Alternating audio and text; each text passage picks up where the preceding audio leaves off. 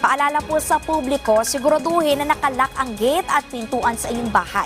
Maging listo sa mga tao sa inyong paligid para hindi mabiktima ng salisi.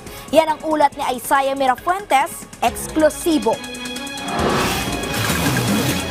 Sa pool sa CCTV ng Barangay 152 Zone 3 sa Caloocan City, pasado alas 3:30 ng tanghali kahapon nang lumabas ng bahay ang dalawang anak ng may-ari ng bahay na may itim na gate. Kapansin-pansin na hindi nalak ng dalawa ang gate. Ilang segundo lang, agad dumating ang lalaking ito na nakasuot ng kulay pula. Palinga-linga na tila may sinisipat sa loob ng bahay. Pero nang mapansin niyang may babae na paparating sa likod niya, agad muna siyang umalis. Pero ilang segundo lang matapos dumaan ang babae, dire-diretso na niyang pinasok ang bahay. Wala pang isang minuto, lumabas siya ng bahay ng biktima.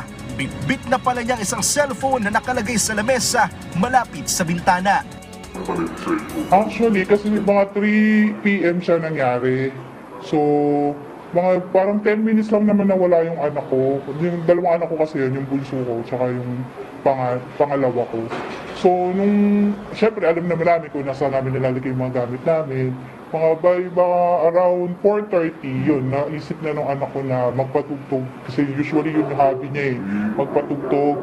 Sabi niya, namanasan yung cellphone ko. Ang biktima, saktong nasa kusina naman ang mangyari ang krimen.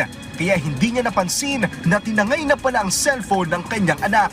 Sinubukan daw nilang itrack ang cellphone pero tila nakalikot na raw ito ng suspect dahil hindi na ito masagap ng GPS. Mabuti na lang raw ay hindi nagalaw ng suspect ang mga bank account na nakasave sa nanakaw na cellphone.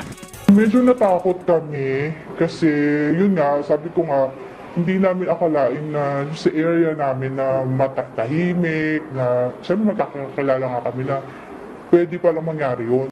Agad naman ang nai-report ng biktima sa barangay ang pangyayari.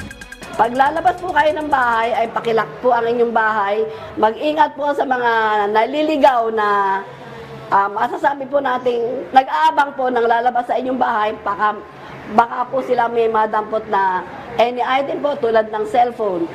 Kasalukuyan pang pinaghahanap ang suspect. Isaiah Mirafuentes para sa Pambansang TV sa Bagong Pilipinas.